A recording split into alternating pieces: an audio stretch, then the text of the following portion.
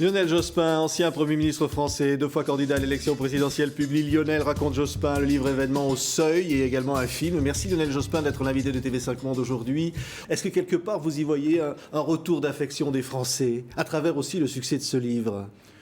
Disons qu'un certain nombre de Français s'intéressent à l'histoire de leur pays, s'intéressent peut-être aussi à l'histoire de la gauche et des socialistes. J'ai été un acteur de cette histoire. C'est mon itinéraire qui est raconté, à la fois personnel mais aussi politique. Je me suis toujours inséré dans un mouvement collectif. Je suis heureux, oui, que cela les intéresse. Ouais. Et c'est fait pour servir. Oui, c'est fait pour servir pour la victoire du candidat de la gauche en 2012.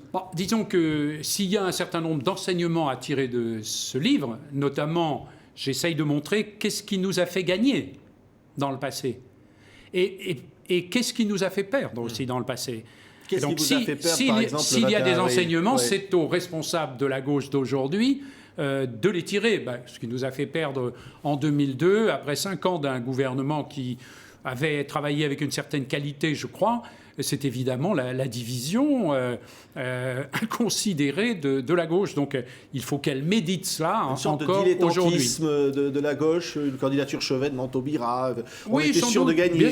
Bien sûr, mais on sait tout ça. Moi, ce qui peut-être peut être intéressant pour les Français de l'étranger qui nous écoutent, c'est qu'ils aient la conscience que dans ce livre, dans cet itinéraire et dans le film, c'est la présence du monde extérieur qui est considérable.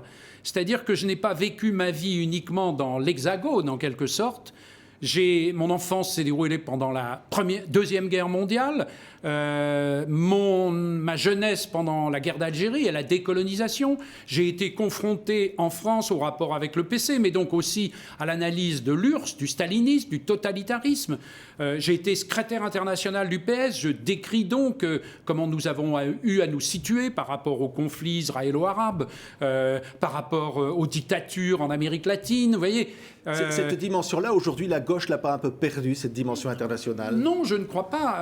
Être aux côtés des plus démunis, être aux côtés des plus opprimés, des droits de l'homme ? Sûrement pas. D'ailleurs, la social-démocratie est le seul mouvement qui a un caractère international. Il y a une internationale socialiste, il y a un parti socialiste européen. Donc cette dimension internationale, dans le jargon de la gauche, on dirait peut-être de l'internationalisme, continue à être très présente dans l'action actuelle des socialistes français. Alors, oui. C'est dans ce livre, et on y évoque évidemment aussi vos relations avec Jacques Chirac pendant la cohabitation, et vous êtes notamment au Proche-Orient l'objet d'un caillassage un jour, et vous décrivez comment Jacques Chirac, d'une très grande froideur, essaie d'utiliser cela à des fins politiques.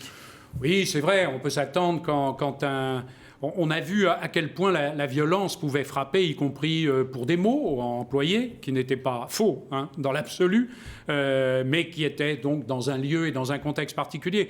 On voit comment la violence peut être forte au Proche-Orient. On voit comment la violence frappe d'abord, par exemple en Palestine, d'abord les Palestiniens entre eux, d'une certaine façon. Comment elle frappe en Irak, en Iran, en Afghanistan, autour du fanatisme. Donc c'est vrai qu'un Premier ministre exposé à cela pouvait attendre de la part du président un peu plus de solidarité. Donc je le lui ai dit. Mais il y a d'autres épisodes que je raconte aussi. Quand on parle de l'Afrique, pour tous ceux qui sont en Afrique, c'est quand en Côte d'Ivoire, un mouvement populaire ayant chassé un président, Jacques Chirac voulait que nous envoyions la gendarmerie nationale, la gendarmerie française, pour rétablir l'ordre en Côte d'Ivoire et remettre de président, en fait. C'est ça, remettre le président ancien sur son siège. Et je lui ai dit, mais il n'en est pas question. Et donc, il n'a pas pu le faire, car chef des armées, il ne disposait pas de la force armée sans le gouvernement, bien sûr. Ouais. Alors, évidemment, il y a tout cela dans ce livre, Lionel Jospin. Il n'y a pas de regret, finalement, parce que vous dites aussi, je suis un homme heureux, je suis un homme qui rit, je suis un homme qui vit, qui n'a pas besoin de la politique. Non, mais quand se produit cet événement du 21 avril, une élimination dès le premier tour, vous en tirez des leçons, c'est ce que j'ai fait moi, en me retirant de la vie politique active. Et après, je ne vois pas pourquoi je cultiverais les regrets. Du moment que je sais pourquoi il y a eu cette défaite, ce qui m'intéresse, c'est que les conditions de cette défaite ne soient pas renouvelées dans l'avenir pour les socialistes. Quant à moi, je poursuis mon parcours. Et par ailleurs, comme homme, je veux dire, comme homme vivant, comme citoyen, et par ailleurs, je suis assez heureux de constater qu'effectivement, quand je m'exprime pour retracer un itinéraire, eh bien apparemment, cela intéresse. Mais vous étiez intéressé à la campagne électorale précédente. Vous dites dans ce livre, j'aurais pu être utile. Bon, voilà. À un moment donné, vous avez vu si les circonstances s'y prêtaient. Là, on voit Martine Aubry qui dit je me trouve les compétences pour être présidente de la République. Vous pourriez lui dire la même chose pour vous? Non, moi, tout ça appartient au passé pour ce qui me concerne. Mais pour ce qui concerne les socialistes, ils sont plusieurs, hommes ou femmes, à pouvoir briguer cette mission de représenter les socialistes, peut-être la gauche au second tour, dans la prochaine élection présidentielle.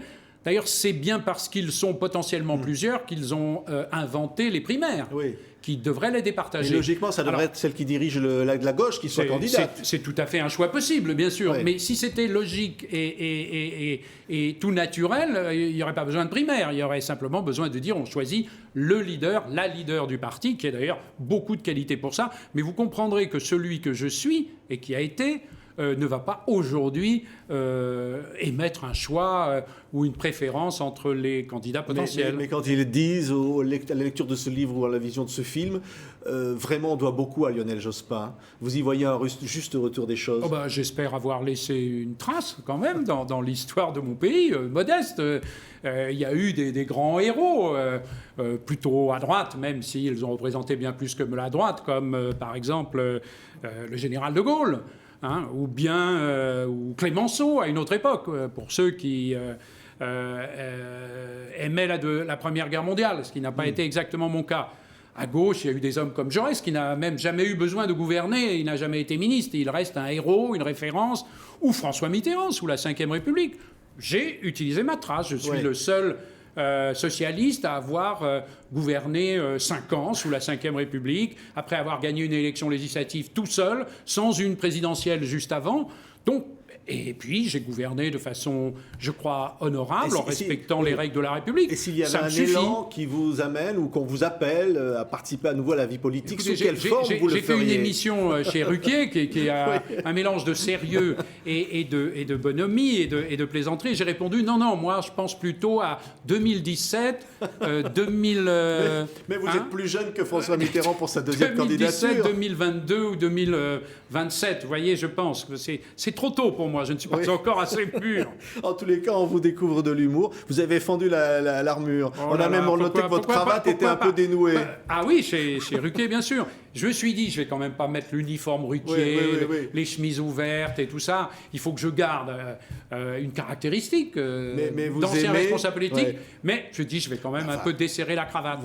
Vous avez grandi dans la politique, Lionel Jospin. Non, vous ne pouvez pas la laisser là. Enfin, dans l'engagement politique, dans les choix politiques, dans la politique est venue à vous. Attendez, j'ai grandi dans l'engagement.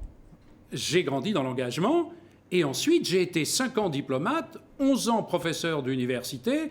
Je n'ai nullement été d'entrée de jeu dans des cabinets ministériels, des assistants parlementaires. Je n'ai pas été un professionnel de la politique à partir d'un certain moment. Après 81, j'ai été député, j'ai eu d'autres responsabilités. Mais je n'ai jamais eu besoin de la politique pour exister.